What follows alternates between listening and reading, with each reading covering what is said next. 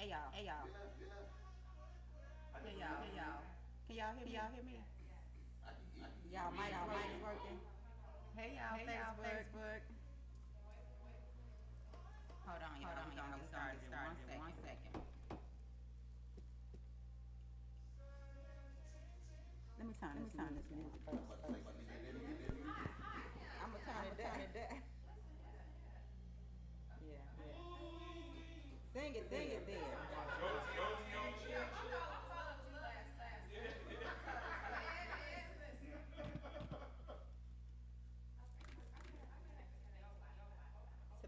You know how?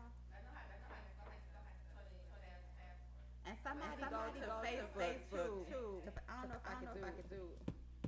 Hey y'all, I'm just getting new to this podcast, so I'm trying to balance it and figure it out. Okay.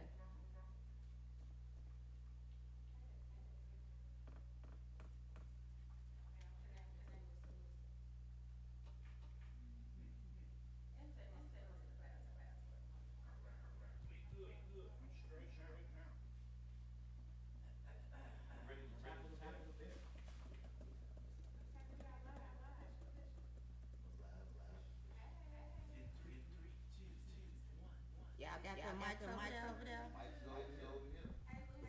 Hey. We on TikTok.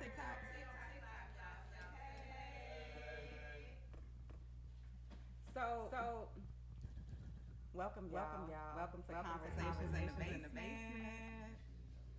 Where no conversation is off limits. Should I stop talking? Excuse me. Hello. Huh? Y'all can hear? Okay.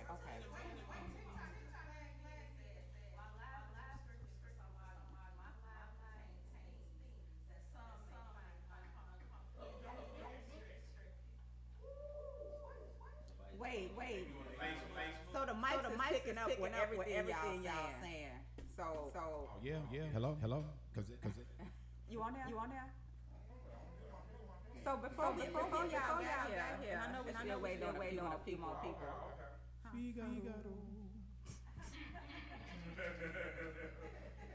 So we're gonna talk about black restaurants versus white ran business owners and restaurants. Okay, and what the difference is. So there has been a lot of complaints, right, with black businesses and the way they are entitled to gratuity while offering mediocrity. Right. So Tiambe, refresh what you were saying so I can remember what I was going to ask. Get the mic, please. Do you think it's a difference? I was just sharing that with the black businesses specifically, they often miss with the customer service piece with whatever business that they have. And for persons like myself, it's not about the price point. It's about the customer service. It's about the experience. Do you offer a product or service that's so unique that despite the customer service, I'm going to continue to patronize you? A lot of times the answer is no. So I believe that a lot of the business owners who are people of color do not plan for that piece. They do not implement for that piece. And their businesses don't succeed as long as their other counterparts because they miss customer service. You got a lot of people my age that have disposable income and they ready to spend their dollars, but if you treat me like No, for real. I'm not going to give you more than one experience. And do black people expect other black people to automatically support them because they're black? Yes. Despite. And I'll preface it and say every other community has the same expectation. We're no different. Right. white people know that they have a built-in community that's going to support them.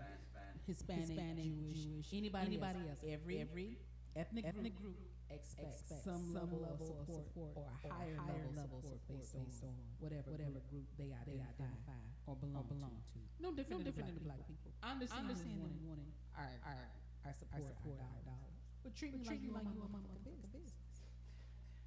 And see, that's the problem too sometimes. No, go ahead. I'm listening. Oh. So do you? No. Do you think that it's only black restaurants that's enforcing the extra gratuity for takeout, dine-in, order online? There's still an expectation for gratuity. Right. For every establishment. Post-COVID, yeah. It's not just a black one. It's just we're more offended when it's about black people. Say it again. You got to get the mic. Oh. But so we went to Chipotle, Chicago Ridge. We went to place an order to pick it up. And as we were placing the order online, there is option for gratuity for Chipotle to just pick it up. So I'm saying that to say that it's not just black establishments. She's right. After COVID, it's every establishment. Just about. So do you feel like if you order something online and you choose not to tip, that they may not make your properly, or because it makes you feel like that is a strong possibility. Yeah. It's a shame that we have that fear, that concern. Not maybe not a fear, but that concern, right? Because how did that? So post-COVID, all the restaurants got together and decided they were going to implement this 18, 22%, no matter how big the party is. Because it used to be 10 or more or 6 or more. Now is if you sit down at the table, there's an automatic gratuity added to your bill. And do you think once you pay the added gratuity, now you got to go in your pocket for some more tip? You got Only if they're exceptional. Will I give more if the gratuity is mandatory in my bill. Now I go to some places where they it's all about the customer service, and they really they have earned that extra. But just blanket across the board. No. It's in my bill. Here you go. It was a post. I made a post earlier. Well, no, not made. I shared, and it was a young lady talking about her experience at privilege. I have never been to privilege, but her words made sense. She 6 wings for $16 with gratuity and the expectation of a tip. They was party wings. So is that acceptable?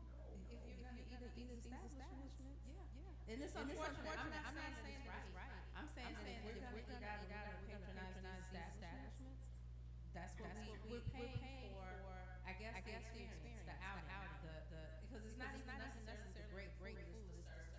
It's the camaraderie, being out with family, friends, whoever, and that's what we're paying for. Because most of the food you can get better places, but yeah, you have to pay it. And I just want to touch on two things. One, people are jumping in live. Hey.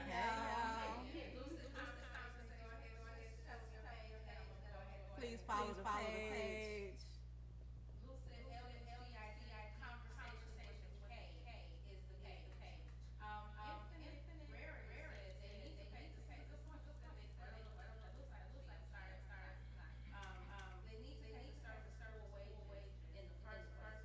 The tip to the preferences. She said. Put the mic. Sorry. I'm trying to read it because it's going so fast. Hold on. And I don't have my glasses goofy. It says because I gave she gave tip on the service and the experience. Kind of like what Tiana said. And then yes. Okay. So that was that. But what I want to say is that which I don't know if everybody pays attention to this. The service charge that a lot of restaurants add on to a bill is for the maintenance of the restaurant. You all know that. It's for the who? Maintenance of the restaurant, like all of the things in the operation of the restaurant. I'm sorry. The operations of the restaurant, and that is in addition to the gratuity. So you have a service charge. I don't know how large the party is or whatever, but it is a service charge that they charge, and it is for the maintenance of the restaurant. So it's for like the operations of it, and that does not go towards your service. We went to a place, and I don't want to say the same name because whatever, but it was a nice restaurant, and we had a service charge. I think it was a party of eight of us. We had a service charge on there, and we still took the gratuity because it was eight a nice establishment. Of course, the bill was hefty, but the service charge, the server actually said it. Of course, I put up on chat, and that is what the service charge is for the maintenance of the restaurant. And is that the customer's responsibility? Nope. Typically, I think because ours were at like $800 and some dollars, and we had a service charge on top of that plus gratuity. Crazy. In regards to the it's like sometimes these establishments, because they know they have come, they give you mediocre service.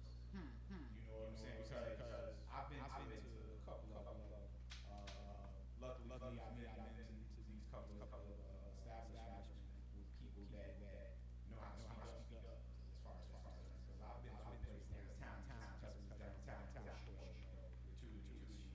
and stuff like that, but our waitress, she just was nonchalant, walked past, she wasn't, past like, can I help you with it? We had to get a little fine and stuff like that. And then at the end of the night, right, but then at the end of the night, she comes with the money, time for the money.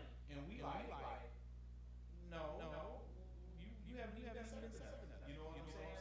That's an issue. So we talked to the manager. They wanted us to break on gratuity, but she actually had to.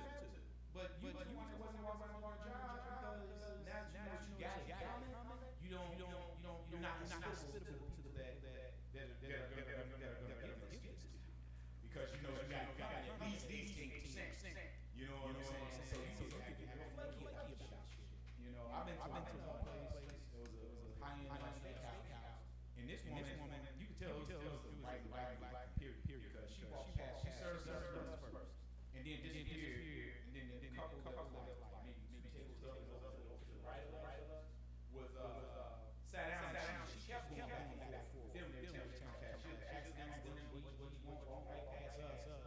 And we spent like $400 food between me and the person I was with. So, and then when towards the end of the night, the person I was like, we not giving that shit. And I said, bet. and we did. So end of the night, was kind of check. She did the same thing. Oh, thank you for coming out. And she was like, see this gratuity check, I'll take that off. She was like, that's part. Take that off. So she was like, well, I can't do that. The manager. Because you did not serve service out here and watch you go back and forth to this table with white folks. No offense to them, but they just came and sat down. You know what I'm saying? But you came and tended to them. But you didn't tend to us to the end. So the manager came in and we speak to the manager. Then the manager taking it off. Now the lady was, I'm so sorry. I'll never do that again. That's what I was going to ask. If no. Go ahead, grab that mic, Nidra. I'm trying to mic on. You doing a good job. So my question is even if the service is poor or not up to your what you consider I see where you're going with that. do you still tip? Eric, because I know no. But I'm saying with other people still tip? Do you still tip the server if you feel as though the service wasn't to your liking, to your satisfaction?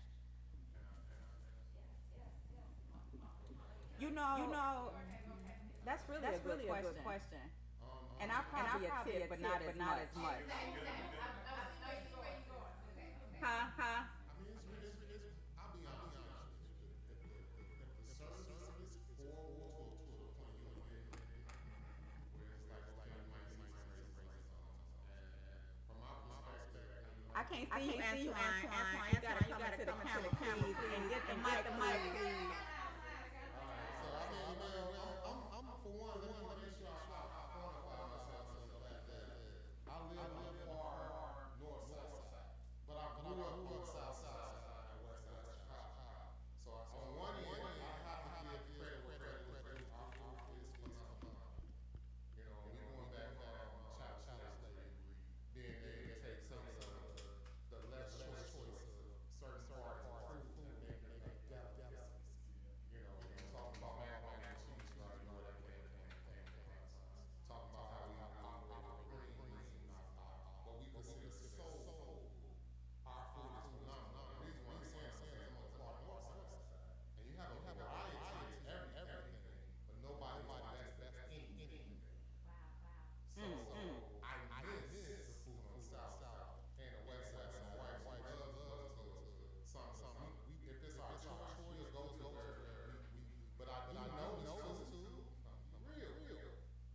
If some restaurants that are operated by us, if they're certain races that come in white folks, anything other than black, or they're gonna be top. I've seen And that's the truth. I've seen it. They'll pull out all stops. But then when you come in, like for example, there's one social restaurant, I don't want to put their name on. My wife loves their food. Food is phenomenal. But they were hold stringent to being there, say a reservation for blah. If you're not there at 11:15, they're gonna try to tap you for that. Meantime, say for example, set up for 11:15, told me there at 10:30, they get in there late. They not gonna quantify that and say, okay, this is part of the service.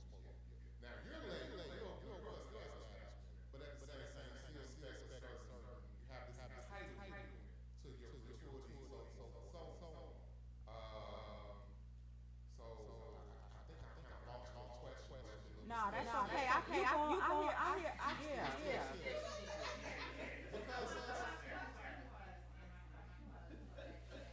And I just forgot my question that I was gonna ask. Here's my thing. First off, some food. So I'm very mindful of how I am, regardless of how I feel towards your experience as far as service. I'm very mindful of it. So there's levels. You know, you're talking about maybe a restaurant or two looking up to the menu. I'm not like Southside. I understand people come here and understand they're making a little bit more than minimum wage. So I'm understanding that to some degree. But when you live on north side, you're not gonna put up with that service. That's one thing they're not gonna put up with. They're not gonna deal with it. And what I mean by that is I think a lot of times in south side, west side, as black folks, we're too tolerant. We're too tolerant. So when they get that service, hey, we either gonna have this job or we're gonna start this restaurant. It's your choice. You can't work for us, not the other way around. So with us, south west side, I think it falls to politics too a lot of times. But somebody said earlier, get the mic, Chuck. The fact that we don't say nothing. We don't say it in the proper manner. Meaning that, like you said, up north, if they're not gonna tolerate that, they're gonna talk to the manager, they're gonna talk to the neighborhood, let them know this place is shit, and they're gonna affect your business. And they gonna Right. They do stuff in a way to make sure that it's gonna hit you where it matters in the company's pocket. Us as blacks, we always have a point to prove, and we want to beat up on the people that work there. And not only that, Or terrorize the place, throwing bricks and stuff. And all you're doing is basically at this point is now one person's mad instead of rectifying the problem. Now you made this person spending so much money to fix the stuff that you screwed up, and now they're leaving. And now this business that did have good food, but they messed up maybe or whatever. Instead of coming to talk, getting stuff together, so they strive in the neighborhood. You didn't just condemn them. So now they left the neighborhood. You know what I'm saying? Went elsewhere, and now you less one good food place. You know what I'm saying? We don't know how to do it the right way. You know what I'm saying? We gotta learn to do it the right way. Everything doesn't mean you come up fight and beat on people and tear up stuff. Do it through the proper channel so we can give you a chance, business chance to correct the problem, and so it can hopefully flourish in neighborhoods. You know, because just like when riots and stuff happen, if you go right, when there's stuff where it happened. But you use it as a chance to riot in your neighborhood, and then your business, your black business goes down.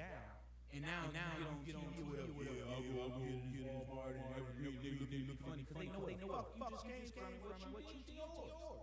You understand? You got mad and told shit. Now you coming over here. So now I don't blame them for it's fucked up, but I don't blame them for looking at you now because they want to come into your neighborhood. But we have to learn how to upset. Like even in my situation with the lady too. We talk to the right people. You see what I'm saying? To correct the problem. We need to learn the right way to do it. Do you all think that part of the problem is, and I'm specifically talking about black, because that's what we're talking about with the failing of businesses. Do you believe that the reason why black people are not have a hard time being successful, not ours, is because we as a whole do not know how to communicate? Do you think that has anything to do with it? Please take the mic. I think, and I want to be careful how I word this, but I'm gonna just say we kind of lack a business. Not all of us, but some of us lack a business acumen. So I don't know if it's partial communication, because that is part of the business acumen. But I just think that we may have an idea in our head, and it's a beautiful idea, a beautiful talent, whatever, and so we create a business. But that's what creativity to make how to have this mindset. And I think that's what plays us. Because when we go to other places, other cities, I haven't visited quite a few, but I've visited enough. And I can honestly say that Chicago probably has the most entrepreneurs and black businesses that I have ever seen in any place. But I think that again, a lot of businesses don't flourish because we don't have the business acumen. And where we supposed to learn that in school, or where are we supposed to learn how to run a business? I gotta give this some type to it too, because I'm not gonna lie. When I was growing up, we had candy houses. We did. So instead of which probably more so area now. A lot of times we run through we just sit and take the popcorn with the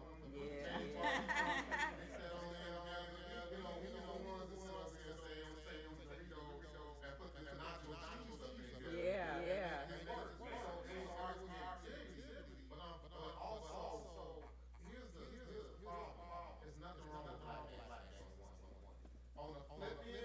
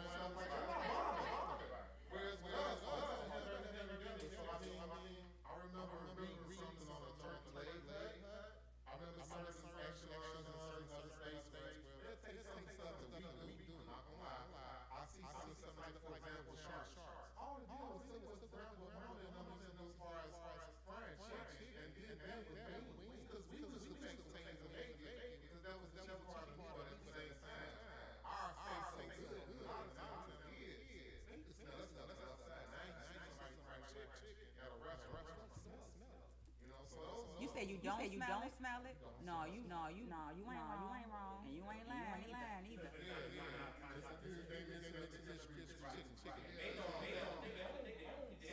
separate food, but they'll mix our shit together. They You do know that, right? None of they touch. And if you go to a Chinese restaurant, they don't eat stuff that they heat up. They don't. That's a whole valid point. Say that in the mic. Did y'all hear what she said? When you go to the Chinese restaurant, they don't eat what they are serving you. Why?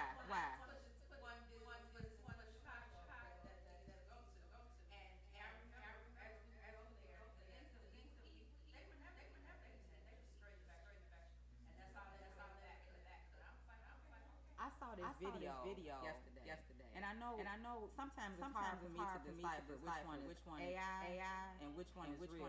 But this one looked real. It was a man, and I've seen several videos using rats, and I know it's been a rumor about the use of rats. But this video looks like for real. He took the rat and put it in the pot. The rat boiled. He took it out. He skinned it. He chopped it up, and he put it next to some rice. And it looked just like it's in the Chinese restaurant. No, for real, y'all. Right. No.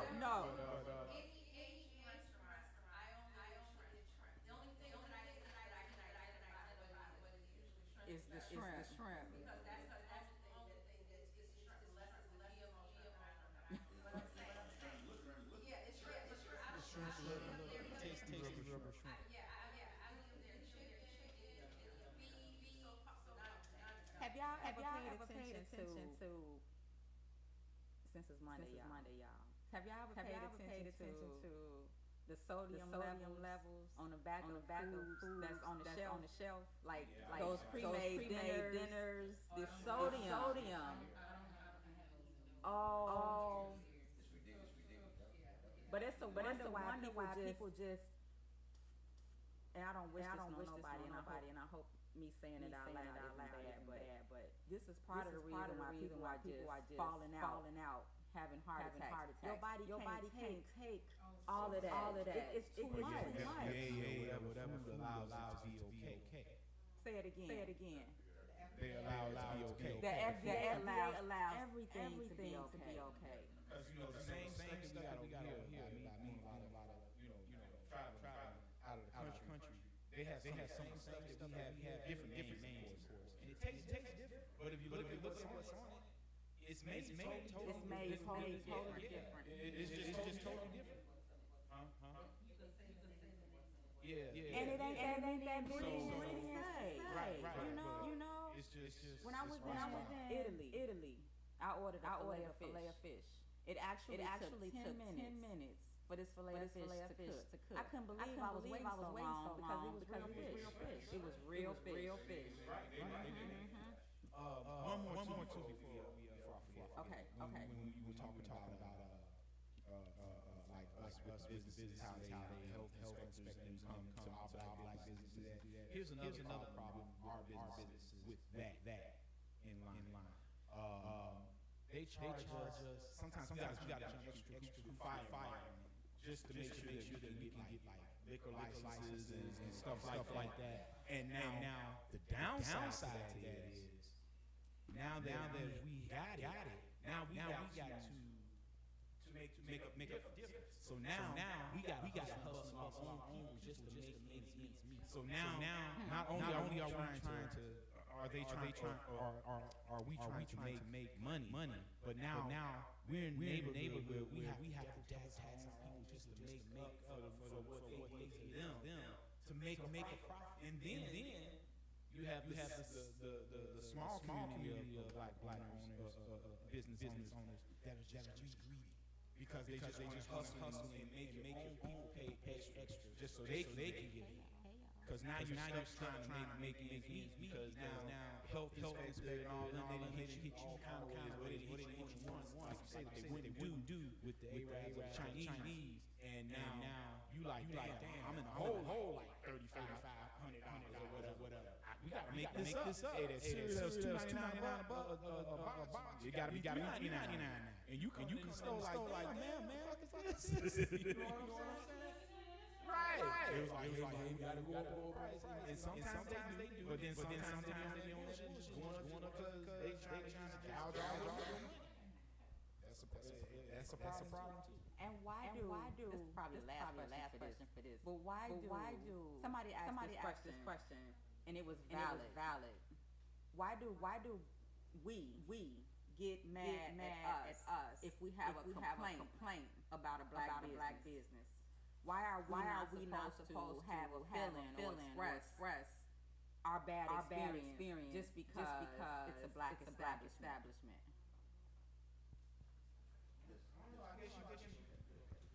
Come over here, Troy. Let me see your face. Hey.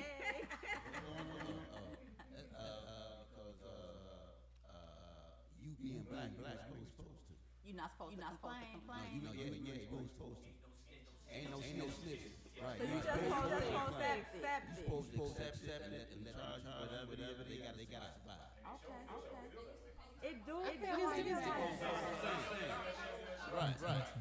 I think it's different than that. What you think? The average black business has to overcome a lot more hurdles in order to get the business open. Not enough of us have a hospitality background, so not enough of us have worked as waiters or servers or even management in any industry that's attached to hospitality. That's just part of what happens. Somebody's gonna say my steak is not hot enough. Somebody's gonna say my water's too cold. Somebody's gonna say your ice is not cold enough. That's just part. But I'm saying people have some of the most asinine complaints. But that's just part of any level of customer service, whether you're working in a hospital, working in the gym, you're gonna deal with somebody complaining about something, whether it makes sense or not to you. You still have to meet it with some level of humanity, and we come in the door frustrated. We didn't have to. Different ethnic groups get tax breaks. They get loans. They get incentives. They don't have to pay taxes for 7 fucking years or more. Coming into the country, they get all these perks. Whereas you've been here, this black woman, this black family has been here all their life. They have a great product, whatever it is, a great service. But they had to spend all this money in order to get it started. And they didn't think of that. We don't think that it's going to cost this much money to get this business started. We don't think about how much money it's going to take to sustain if we have a bad period. Nobody thought the pandemic was going to happen. No one could plan for that. Now you got to plan for, okay, if our business gets shut down because the tenant upstairs, the water goes through the roof. You got to deal with these young folks, these YNs breaking into your business, and they breaking all the glass, and they stealing your ATM, and they stealing your register. The average, small business owner, they don't play with those type of contingencies, and they can't survive. So, but that doesn't go into the other piece. They're not thinking of the customer service piece. If you provide good customer service, or at least it's consistent, regardless of your price point, people will come. Whether they black, whether they white, whether they Indian, regardless of how they identify the gender. If you got a good product, and most of the time you treat your customers like they human beings, people gonna come. And we don't think about that. We don't think about that. Well, I'm gonna say this. I know right now we kind of talking about restaurants, but other black businesses have very poor customer service. Very poor. And it's kind of ridiculous. You can't talk about can. You start talking about structure. You can start talking about yard sometimes. Black folks with their businesses, for whatever reason why, they have more customer service. Now, that's a whole nother conversation because if you had to have work done on your house, I really want somebody to do it. Every time I'll have someone come out to look at what have you. Black people come out and look and everything, and then all of a sudden there's never a follow up. I'm calling them, trying to get them to give me some kind of price or whatever, and then they never follow up. So now they don't even have to that point. They don't even start because now I got to go for another company to come and do what I need. Your black ass you won't do it. I mean, when you brought up that issue about communication, we can deal with you just saying, hey, look, bro, I can't. I know I gave this quote, I can't make because of this, that, and third. We try to, as customers, trying to deal with our folks, especially talking about anything dealing with, anything dealing with the trade, especially talking about car, electrician, even mechanics, these are things that AI can't replace. So I definitively did that because it's like, guys, I remember I had to get a raise. I was have guys like Tory and Darlene and sitting over here hiring somebody like chess guy. No offense. But is it a difference? Let me make sure I word it correctly. Is it a difference in the appreciation level? Somebody that's not used to having anything that will do anything to work and do a good job just to make some money versus somebody who it's not even skilled versus somebody who feels entitled to your money because we the same color. I mean, do that make sense? I kind of get what you're saying. I'm very careful on that. Yeah. I've worked around these people, and on one end, being in the trade myself, they're not as good as a lot of times think they are. They're just cheap. So careful how I phrase that. But I will say to some extent, they say they're 8 o'clock. They typically be there 8 o'clock. Whereas I'm talking, Rollo, he said he's like here at 9. I may not see him.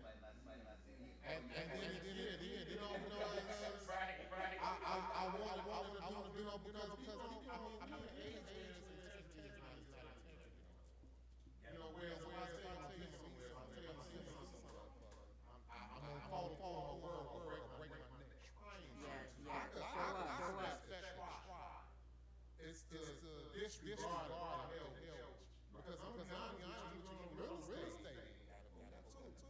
I had certain things I was out and look like, man, I want this place. And then that last stuff, they're trying to send you off to another place.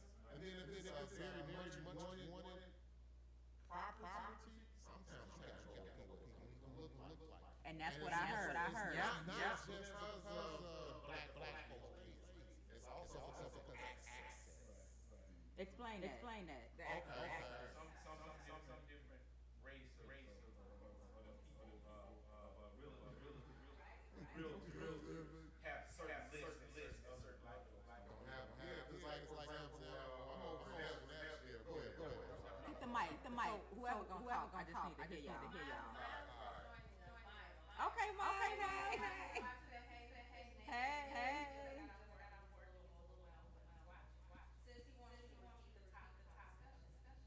So we are talking about.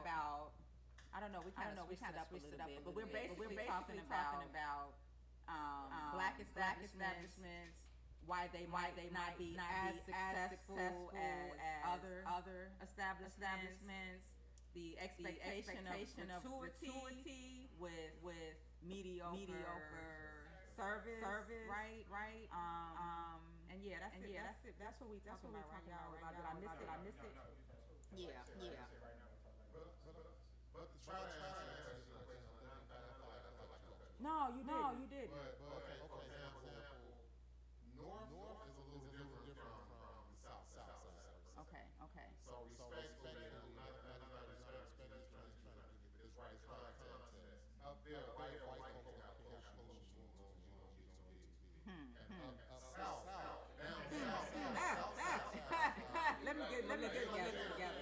They don't have big long as long as it's close together. Okay, so Because that's the they don't care how close you on the north side, long as you don't get big, and on the south side, they don't have big, long as you don't move too close. So you got these pockets of neighborhoods that black folks live in on the south side. But if you were to move over to Evergreen, Tinley Park, that's a problem. Now that's a small enclave maybe over in Olympic Fields, well to do black folks home would. But there are certain areas where it's going to be a problem. Whoa. So you got what's called the HOA, you got certain aspects. Basically what I'm trying to say in so many words is there's still real line. It's just at a more technologically advanced aspect. So when you start looking for a home to buy, as a black person, initially there's only certain places they're going to give it to you to look at.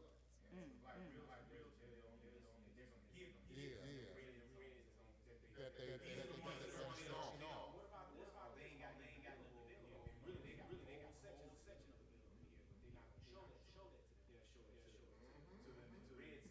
you know once you're in those areas, the other real estate agents from the buyer seller rather, they will look like certain type of way. As black folk, you get around about 50 years old, you've been living in Chicago, you learn to pick up on things. You ain't gonna get alive, you're gonna pick up on certain things and see what you look at. So you would get to a place, that's a nice place, seeing a real estate, like, okay, baby, you doing bringing Tyrone. They have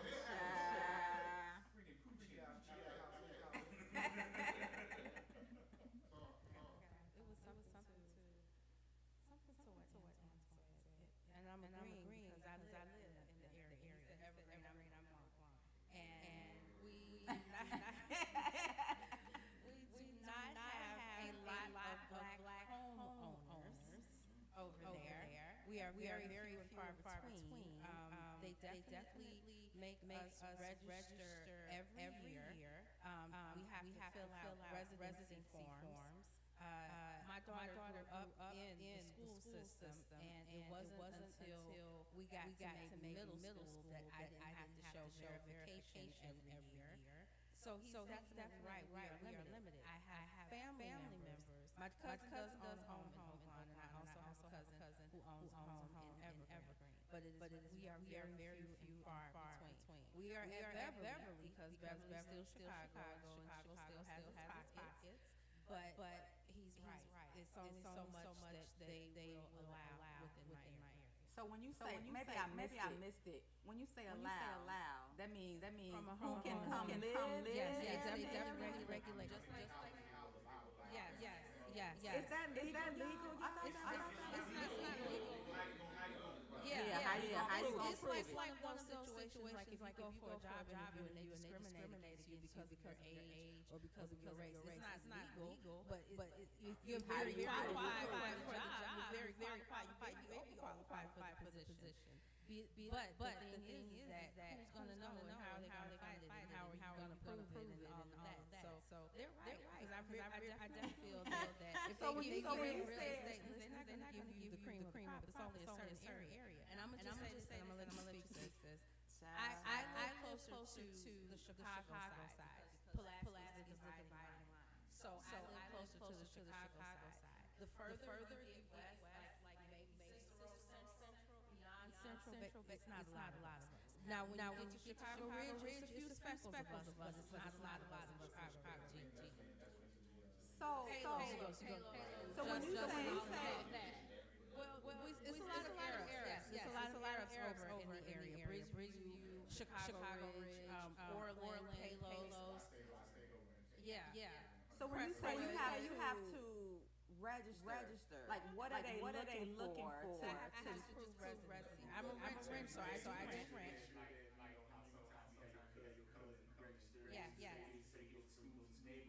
Yes. I guess maybe ask how do they determine which black person is qualified or good enough to live in the area? Not to that degree. They just want to verify who's there, who's living there, who is living there. Like I said, that especially when they shut down a lot of Chicago public schools, that is when we really had to do verification of residency. But how did I got another question. How did black people get such a bad reputation that we not really welcome everywhere? That goes way back. Right? That goes all the way back to times way before us. We never. Okay. So I get everything that y'all saying, but let me rephrase it.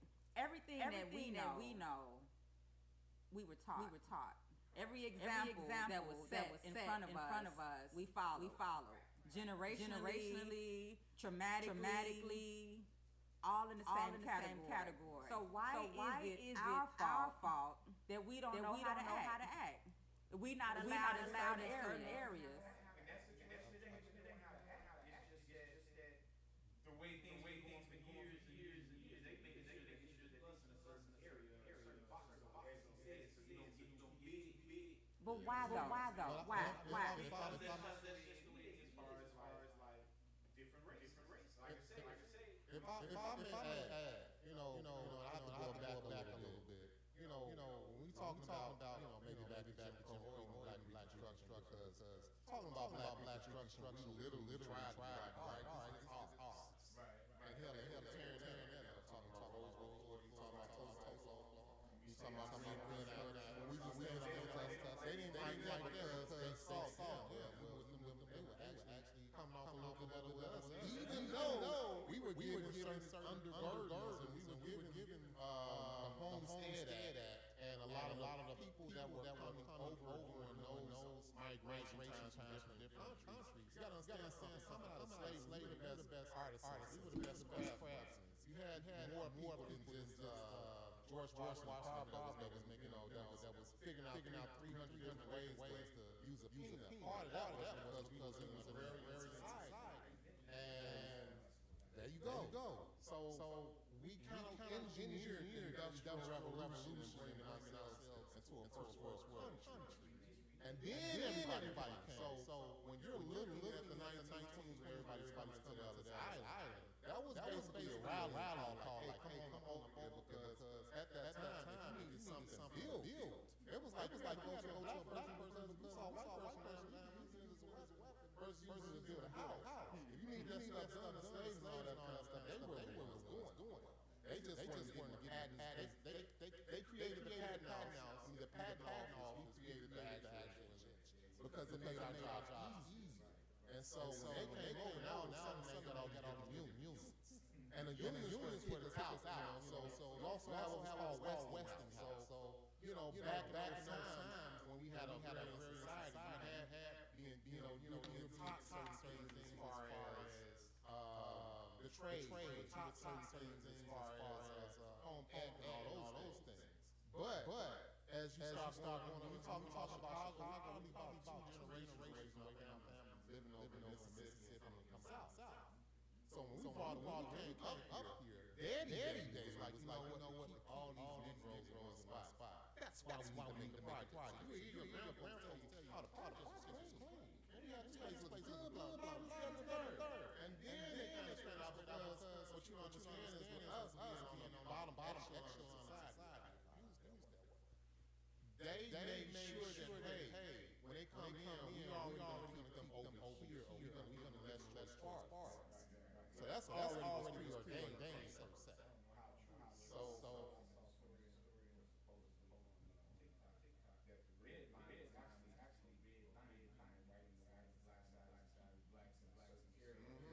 You mean the red line train?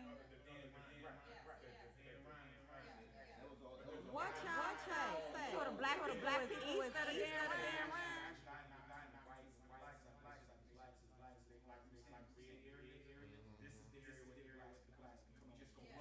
They were gonna make it further west.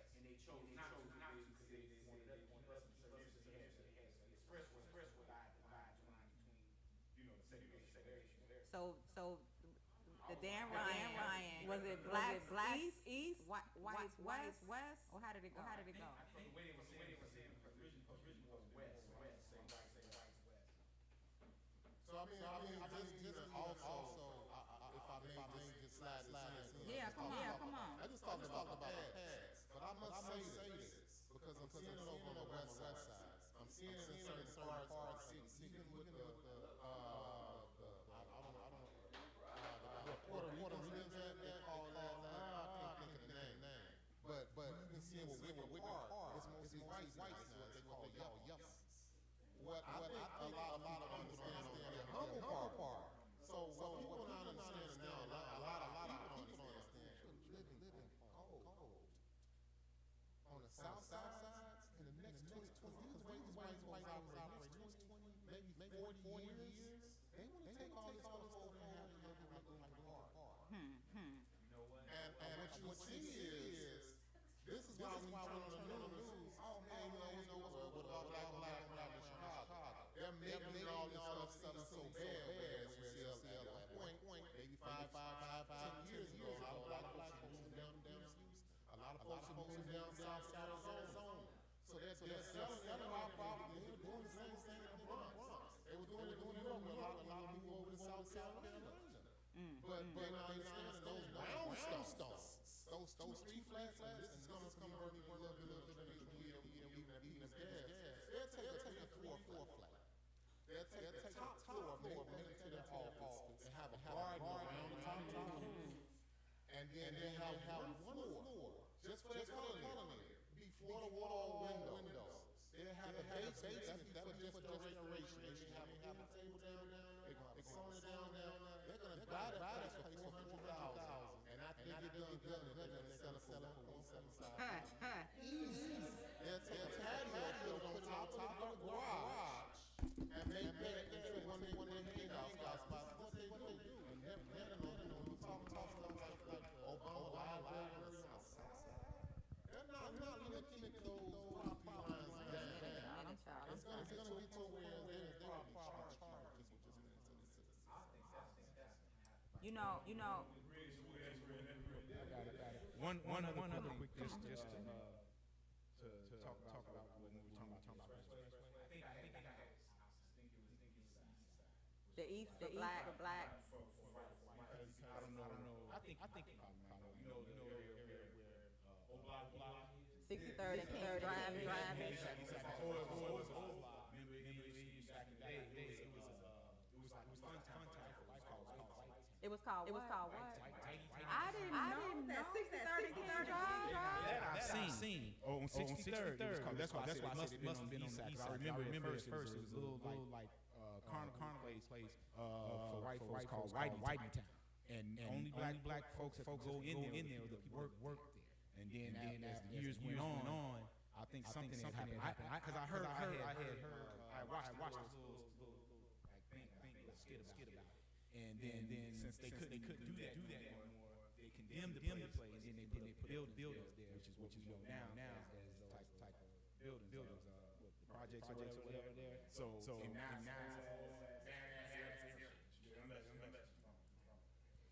So it was called White Town. If you look it up, if you like Google it. So the Brownsville area. Brownstones, the restaurants. It was just a community filled with black people owning their own homes, leaving it to their children. How did we lose the Brownsville area? Because it's not majority black anymore. Or is it? No, it's still mixed, but it's not a lot of because a lot of the property over there is so it's high now, right? Yeah. And not to say that black people afford it, but if you've been over there for years affording it, and you made back then you had a job that allows you to live there, and you've been in that job for 20 years and everything's good. Now with inflation and stuff, and now they go up and stuff, now you can't afford the place. I mean, when you're talking about stuff like Cook County Commission, a lot of this stuff engineered. Cook County Commission is one that is your tax assessor. So ideally, talking about bigger developers, you know, Berkshire Hathaway, when a white person moves in the neighborhood, all suddenly the property value just goes up. And that's Black what I'm person saying. in certain neighborhoods, It goes down. Who's behind that? Is it the Cook County? I mean, who's making those? I mean, the county assesses when there's an aspect of there's a connection to politics. Right? I threw out Berkshire Hathaway when talking about your real estate. That was at one point, whereas when talking about residential, that was something that was just really for consumers. You know, whereas when we're talking about big real estate developers that deal with more so commercial stuff, they stayed in commercial. Now they're dwindling over into the residential. And so Y'all remember Gladys's?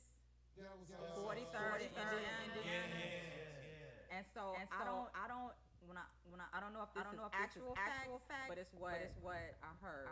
So Gladys is my dad used to love to go to Gladys with they biscuits and grits. So anyway, when Gladys passed away, she supposedly left it to her children. But some kind of way it didn't work out with her children. And somebody else, you know, a different culture was able to purchase the property. During the time when I was trying to find a restaurant, because I would have loved to have had Gladys, right?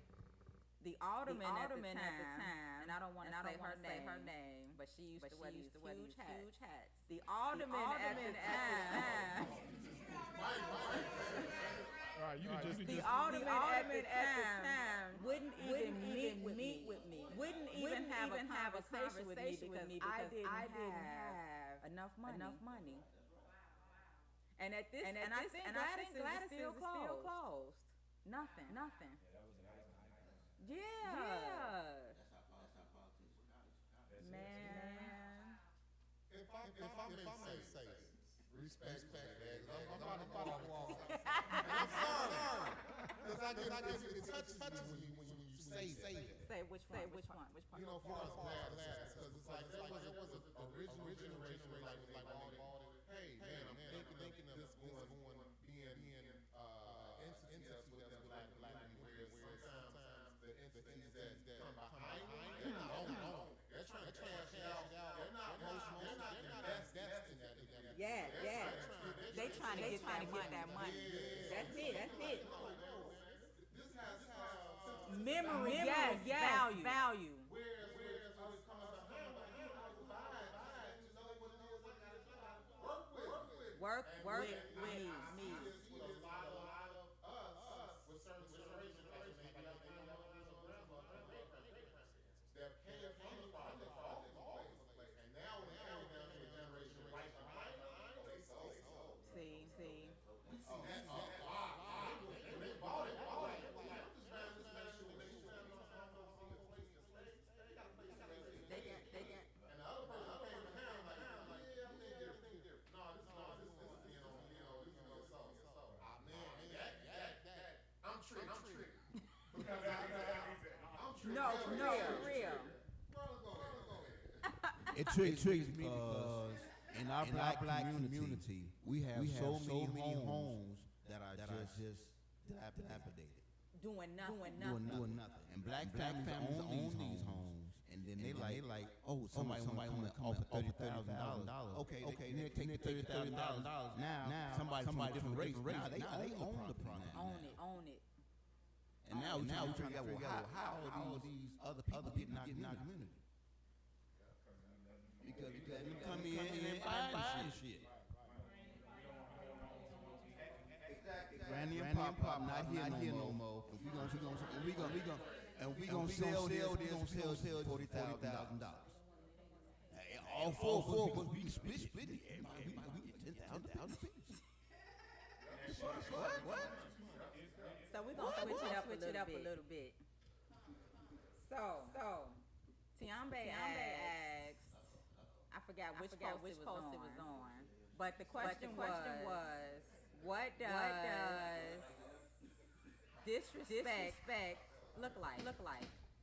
Because we so quick to say somebody is disrespecting us or don't disrespect me. And there's levels to disrespect because everybody has a different thought of what disrespect looks like.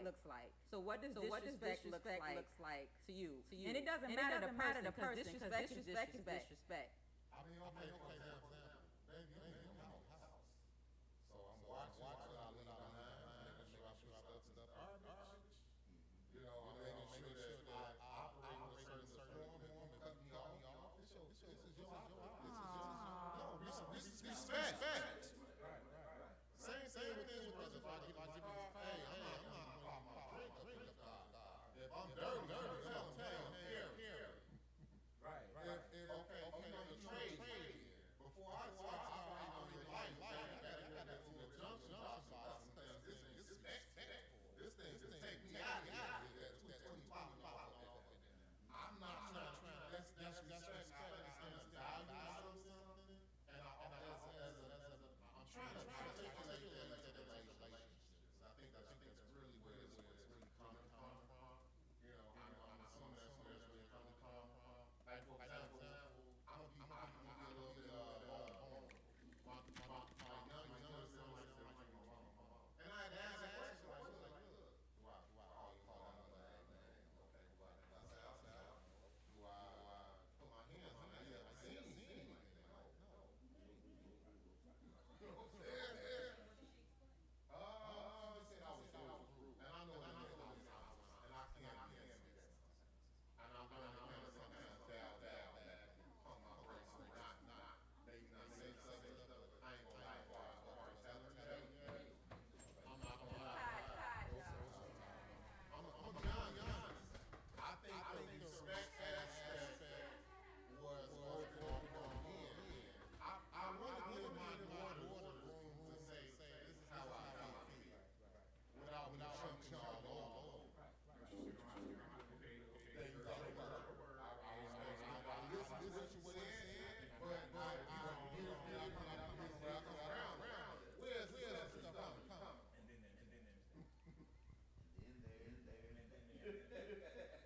I think on the post, somewhere I don't remember the question, but men were chiming in stating what they didn't like about a woman or what would turn them off about a woman, something like that.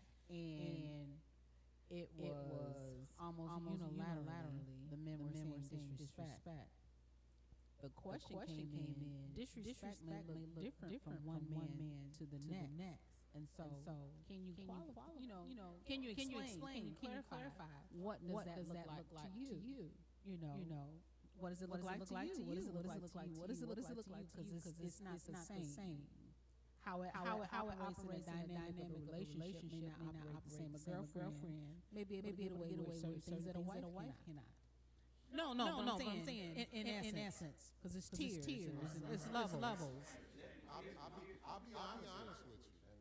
No, be dishonest. What the hell are you doing here? That's right. Because this is just my conjecture, and I don't for all men. Let me make sure I clarify. No, I'm speaking for myself. Slow down, Joe. Slow down, Choo. With men, life and death is around respect. On that. And I'm trying to quantify it. But when there's exchange and conversation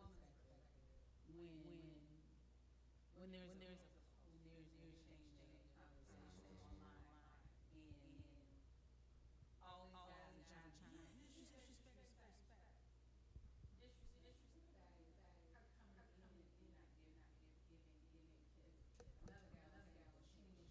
Talking to Mike. Another person may say, well, she didn't give me a fork when she gave me my food. I'm saying it can be something. It could be something so small and minor to one gentleman and something so monumental to the next. And there's no baseline to what disrespect looks like between women and culturally it may be different. So what are we talking about when you say disrespect? So I think what I was saying is clarifying. It's not possible what is. Hey, my Steve. Until it's discussed.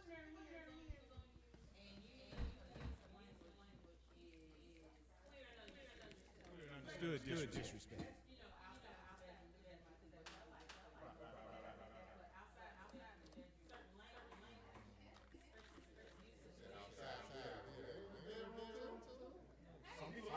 Some people like that.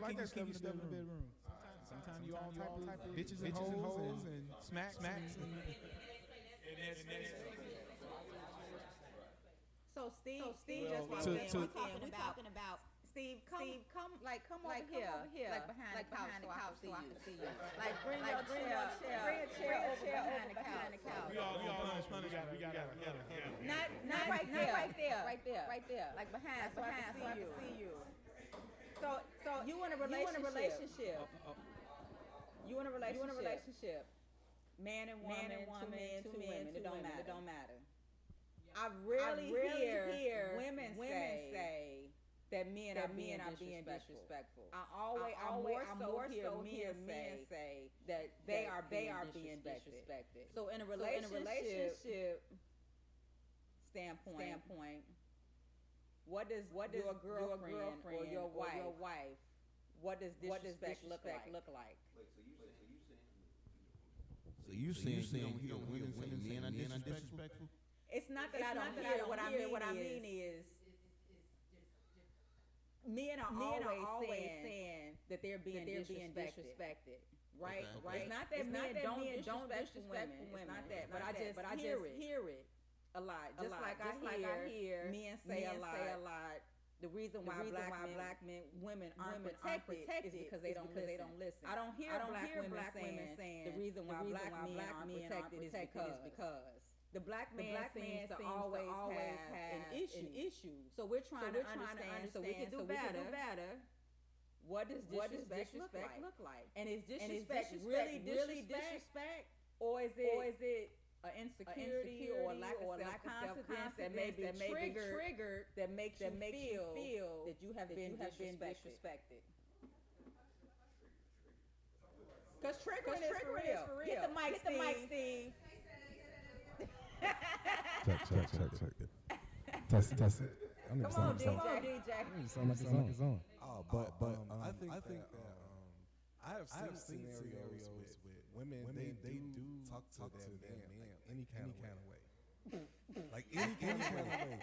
They be calling them like shut up, bitch. You know, like all types of stuff like and like speak to them in a way that you know is. It's a difference from disrespect or a woman is kind of like telling you about yourself and it's the truth. That's different. Like if they just being honest with you. That's not a disrespect, but blatant disrespect. I think that's what men have problems with.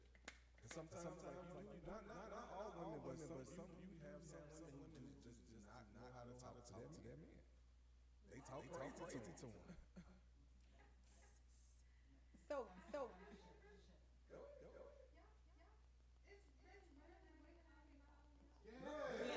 somebody give her the mic so she can ask that question again. It's what? There are really women out here calling grown bitches. Baby, calling them everything. Get the mic to her. Let me hear what you gonna say. Yes. Women will lay hands on you. They'll call you bitch and then still get upset and call the police when you act like a man and hit their ass down to the ground.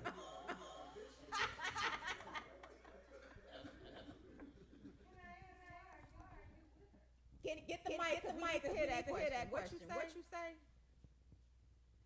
If men are always jumping up and saying women allow the men to treat them this way, if she crosses that line, why are you staying? No. Well, you brought it up. Why even if it's not you individually, why would a man stay and stomach that level of abuse? I can still take care of my kids and not be in the same house with you. I can still run a business with you and not live in the same house with you. So why would I stay when that is the language that she's bringing? That's definitely blatant obvious disrespect. You know. Why would I say as a man? Why would you stay? Again, I ain't gotta be in the same house to take care of my kids.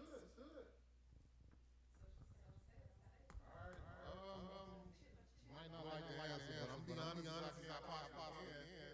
that you know, when we talk about slavery, a lot of times we had, and I think I wrote one of the posts about this. You had what was called mad masses in the plantation, and so they were these sisters that were really hard up. I mean, they were very disrespectful towards the black males that were slaves there for whatever reason. And also talking about I was guys that actually take that. I look at their mother and I see very similar traits there, where they would talk to their sons like you know, when you look at certain episodes of Ayana Vanzant.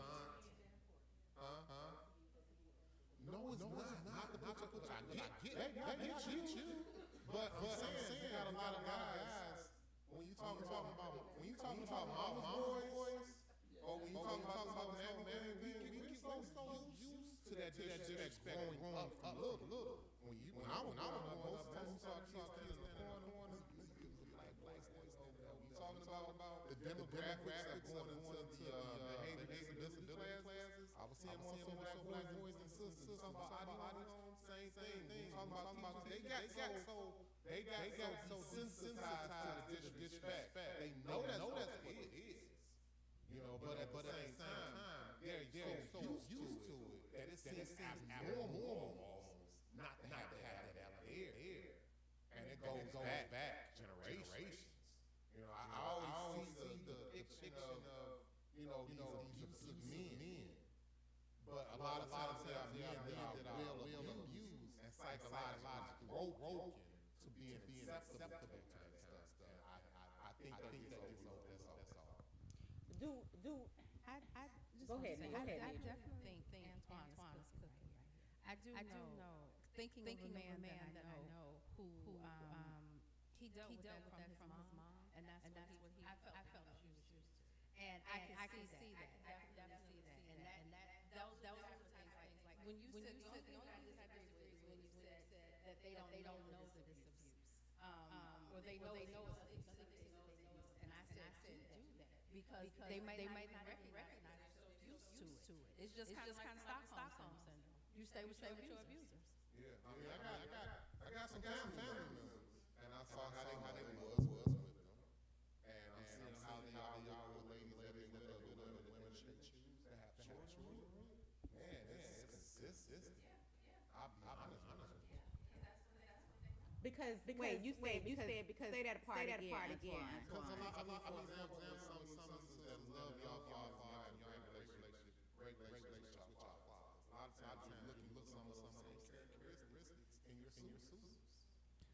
I want to say one thing. Like, I agree with him. Like, maybe like the man grew up having his mom talk to him a certain kind of way, or the women in the house talk to him a certain kind of way. So he comes accustomed to that. On the flip side too, is another reason because maybe father is not in the house, so he don't have to conduct himself as being a man fully.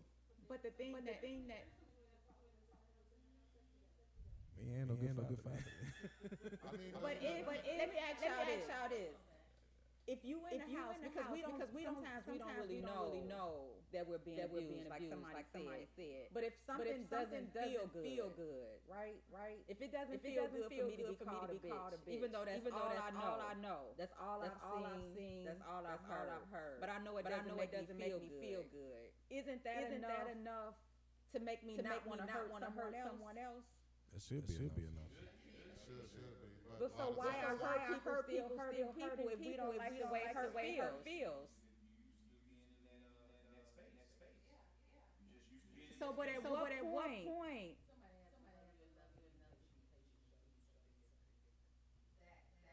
Yeah.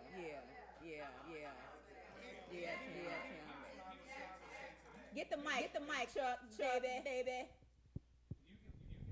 Patient with a person, but if they're stuck in that mode, patience is only so much. You know what I'm saying? Because get the mic. Where's the other mic?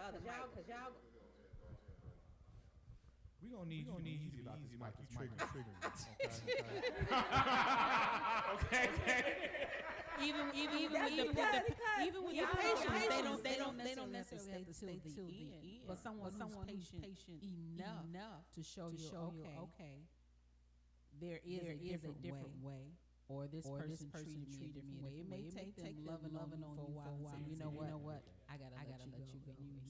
You finally sitting down with yourself and saying, I fucked that up. I didn't feel like this with anybody else. This person did ABC differently than. Sometimes you need somebody just love you to really love you and see you. Right. So now let's find a way. If you don't. But okay. Seeking that they may not know how to. So let me go back to the original question. The original question is, what does disrespect look like? And if we used to be disrespected, loud, ignorant, indignant. That's what it looks like. So say if that's how you grew up, with your parents yelling, cursing, screaming. Right. That's what I'm saying. How does that feel from another person? Right, but that's like he was saying, that's some sort of normalcy because even though you don't like it, that's what you're used to. So I don't like this, but is it still considered as disrespect to you? If that's what you feel about it, but you're just used to it again. You're settling in a mode that you don't like it, but you tolerate it because you've been doing it. You understand what I'm saying? So until and there's levels to that, you may tolerate that until you become that bitch ass nigga. You understand what I'm saying? Hey, you a bitch, and he might be like, so sisters or whatever call me that, but you could double down. Sometimes you women like to push it a little. So let me ask you. So then you can become that bitch ass nigga. Someone be that on top of that. Now, I gotta smack you around. I'm saying. Certain words I'm not gonna say to you. As a woman, it's a words I'm not gonna say to you. So we No, I'm saying I didn't say the 20s when I was ignorant. No, see, I'm trying to get to it real quick. Us, we're seasoned people, even when we're younger. I'm saying we see people already like this sprinkle. You understand? When we're young. Yeah, we didn't have that. Maybe a couple of us. I never did. Right, as a woman, I was gonna get my head knocked out. I had trust issues in the heat of the moment. She pissed me off when I said I did. But that's when I was young. But no, I'm not calling my even with my woman. If we get into it, she might be a motherfucker, but she ain't finna be a bitch. You know what I'm saying? I just I'll take that guy. Pretty sure you did everything under the sun. But I'm saying because again, for me, even my integrity, you are a part of me. You are a reflection of me, even though we argue or whatever. So I still feel that there's to engage just like in war. There are certain things I just won't do with you. You know what I'm saying? So you and your this is I guess it could be both. You and your person y'all dating. Let's say y'all 6 months in, right? Your friends have a problem with your person. And when your person comes around, they don't speak. You and your person have a conversation, and you tell your person that they are allowing your friends to disrespect them because they feel like your friends not speaking to you is disrespect. You are. You should at least speak. You should at least speak. Can you? Like them. Right, but you gotta speak. If they some of my friends that's gonna be around my day ones, you gotta be around that. You gonna. Yes. But is that disrespect? Yes, it is. Yes, it is. Is it your person that's disrespecting you? No, or that's If they're going to say hello to a stranger coming into this place, so they're not going to say at least hi to my person. They ain't got to have an in-depth conversation with them. They ain't got to ask how their day was, how their kids Did they like the food? But just something as basic as a hello. You would give that to a stranger. You would give that to a bum. You would give that to the police. Why can't you say hi to my person? And if you can't, and if number one, my friends are not gonna be disrespectful to someone that I bring into any space, whether they know what kind of connection we have or not. Right. And two, if they did, if anyone, even an acquaintance, I'm gonna check them like, hey, this is so and so. Say hello. Right. That's it. And then it doesn't. I don't have to be abrasive. I don't have to be aggressive. Like, no, hey, sure. Say hello to Chuck. Oh, hey. Right. Come on, hey. Right. I'm saying, even if it's the phony little hey, bitch, you gonna say hello. You better say hello. Right. So what if this for the men? Listen. Y'all done been at work all day, right? You come home. And your person that you live with haven't cooked you a thing. They've been at home all day. They didn't feel like cooking because they didn't work all week and they tired.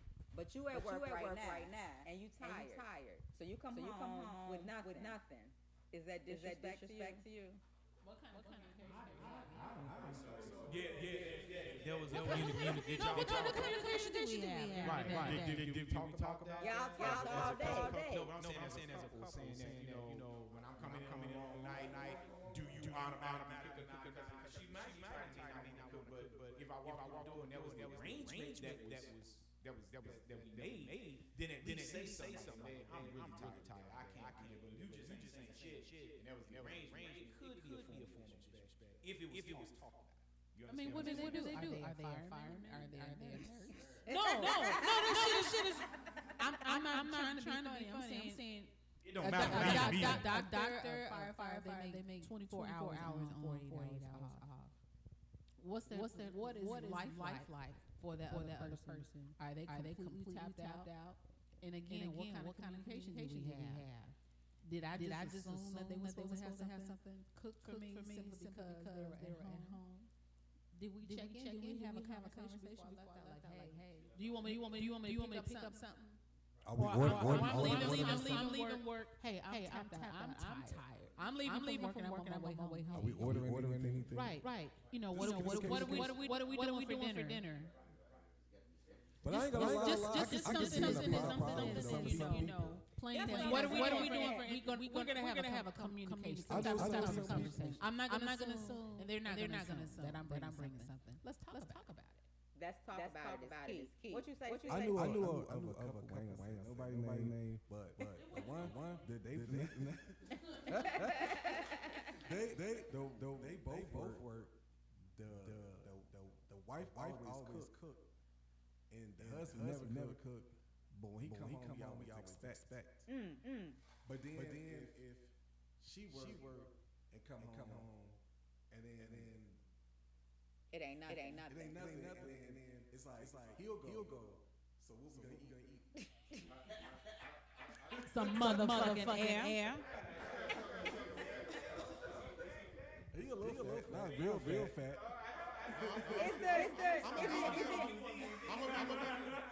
But the point is he's not making provisions for her. Even like. Yeah, it's just one side. Like if she comes in and she normally cooks, it's like she's walking to nothing. You know what I mean? And then he's still on top of this saying, what we gonna eat? But you like a grown man. You an adult man. Like why do you have to be that dynamic though? Yeah, then you want to climb on top of somebody on top of that? I think a lot of times the problem is like when people gotta meet each other, I gotta make sure your level of commitment is. Let me make sure I clarify that. Because you may say, okay, as far as food, slow down. We got 3-4 cars out here. They change the oil every damn 3 months. You know, but I mean, but slow down. y'all need to just take each other period. Capitulate this food. But when you guys are living with each other, if Miss Lady sitting over here don't call a flat tire, she expects me to jump on the damn spot.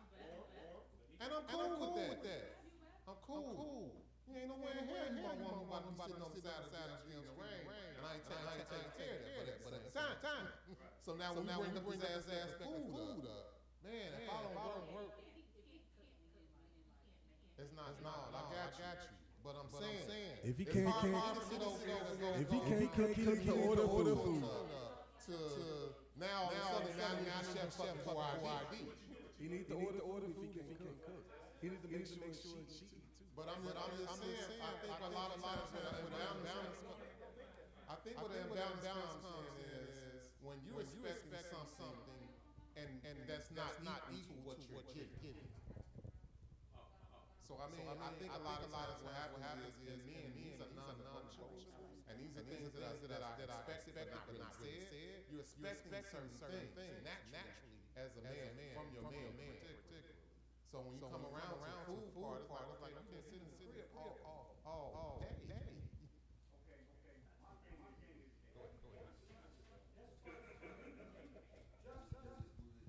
How you in a relationship with somebody, and you guys talk throughout the day or whatever, and at the end of the day, nobody decided that you know what we're going to eat. That's to me that's simple. That's hey, if you've been at the crib, I don't care if you've been at the crib, doesn't automatically mean that you have to cook.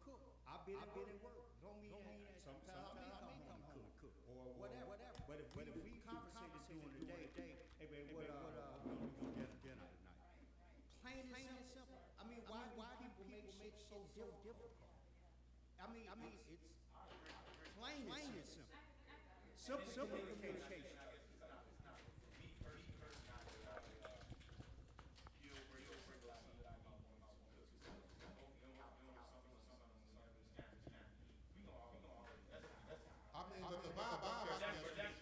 The vibe I catch from you, brother, is if you know you're walking to work for the last 12 hours, come home, make sure you set something aside to her. So why is that a question on me? Well, you talking about getting enough for? Yeah. I'm the type of person, like I say, I'm gonna come in. If she didn't cook what I need, I'm not even the type of person. I'm not even like, where's the food? Right. I'm just gonna be like, are you hungry? And if she say yeah, I'm be like, so what you want? I just try to cook something. And then let her decide how she want to maneuver. I don't know. I'm tired or whatever. Okay, well either cook or shit cook either. You want to go out and grab something, or you want me to order in? Okay. It's never been a need for food. I guess I've been lucky that some that I've been with, you cook, you know. But if they like, I feel like I'm gonna come over.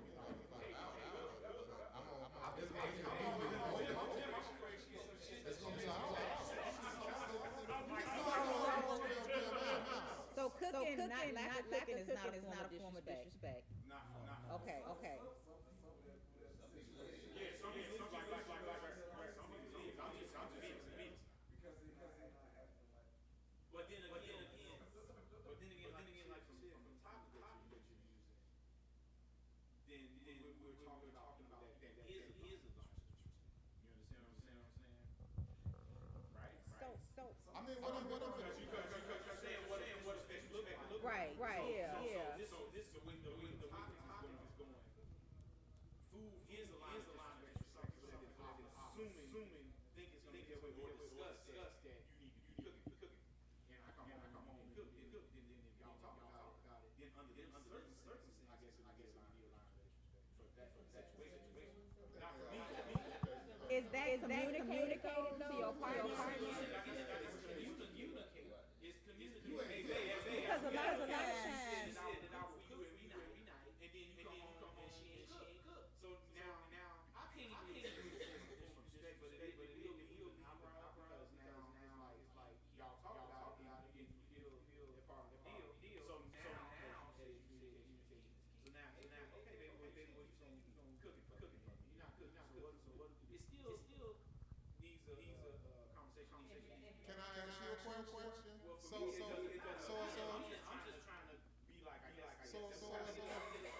naturally, every time she's working an 12-hour shift, make sure she got something to eat. Well, see, for me, it's not good. If that's the option. So you do it. Okay, so when the shoe's on the other foot, why is it lubrication thing? I'm just saying as far as the way we're talking. For me, as an individual, it's not a problem. Oh, okay. Yeah.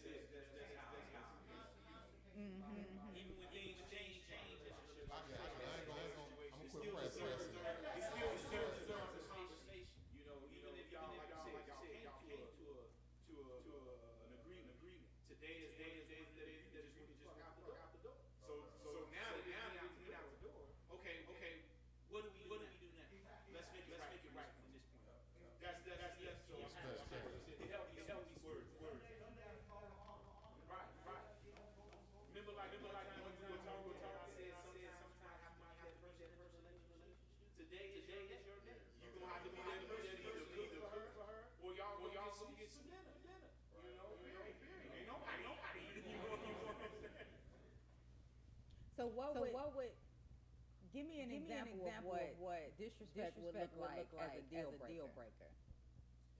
Doing A stuff deal like that. breaker. You in relationship with your person, man, woman, and you break up with them because they disrespected you. Okay, turn up enough. What's an example, Taj?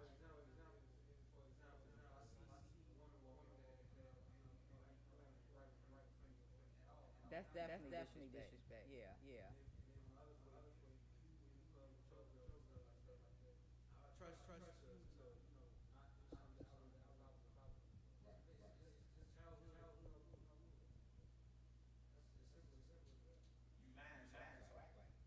Oh my, I like that. Okay. I like it. No, I like it. Ain't nothing with it.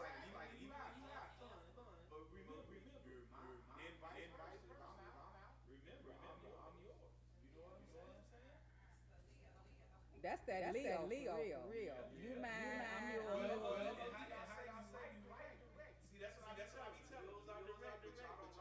But see, it's a difference though. Leos aren't the best communicators.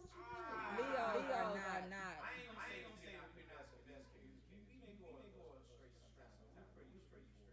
No, I don't think so. But for the most part, you know have in front of you. Enough. Nobody perfect, flawed. But you would know enough about just say me. You know enough about me. Like me that first when I was coming, I do this and that. Y'all thought I was being rest. You done came a long way. I walked off. I never was going to say that. Was he being You know, I can honestly say this little therapy that we got going on, I think it helped all of us. Because when you first came, you was I don't want to say this has helped, but I want to say you have really grew. Like grew, right? Because we all need to grow. We all in the process. Wait, say what? Yeah, I can't. Hey, Steve, come here, DJ. They say it's an issue with my audio. Can you see why it's echoing? Because I don't have no idea. Huh? Y'all know I'm not savvy like this. Listen, and see what you hear.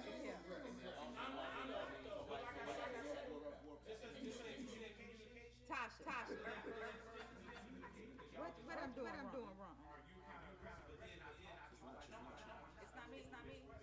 But now y'all know that about me because we communicated, and now you know the person that you're dealing with. I think not make feel not being heard or that's comes from. But overall, I know I'll be quite direct because I make sure you hear me. Arrogance speaks for itself. So I ain't gonna say when I walk in, they're like, "You assertive?" Hey, right. I feel that when women I mean, half walked out now, but I'm just saying. Do y'all believe that the reason why sometimes we may be defensive is because we don't want to really hear the bad about ourselves? I don't think not. What's the reason why we find it so defensive?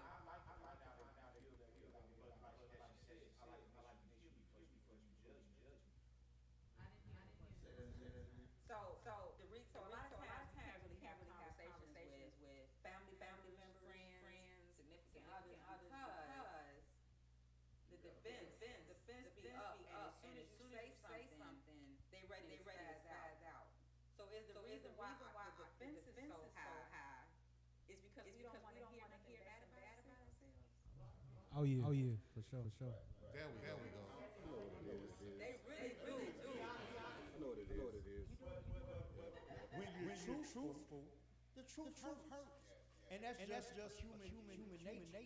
I think a lot, and it also is how the message is delivered. I can see the delivery. And I think the delivery of the message is very important and has a bearing on how we receive it. You can say the same thing two different ways, and it receives a lot different. If you can say tell the truth, but it's how it's not as they say, it's not what you say, it's how you say it. So when Sonny said, I agree with that. I guess to Darlene, I guess to tag in what David said. Too often we confuse being honest with not being kind. I can give you the same level of truth, but I ain't gotta be mean about it. I gotta meet you at the level of your comprehension. Number one, I need to be a student to know how you can comprehend in that moment. Because some moments we're more emotional than others, and how I say it to you may not land where I needed to be, or at least what you're asking, based on your mood, based on what you're able to hear. And we don't always meet each other with enough compassion or empathy. If I say case in point, I can come in and I can approach this situation two different ways. I can say, hey, you stink. Go wash your ass. Or I can say, hey, babe, I see you have a long day. Go ahead and take a shower. I'll have your plate ready to come downstairs. I said the same thing to you. I still want you to rinse that shit out. I still want you to get that loose snuggle clean. But I still want you to go upstairs and clean it out. But depending on our rapport, depending on what you dealt with that day, the first way that I said it will probably be unkind. Will probably be very abrasive. Will possibly land in a space that's disrespectful.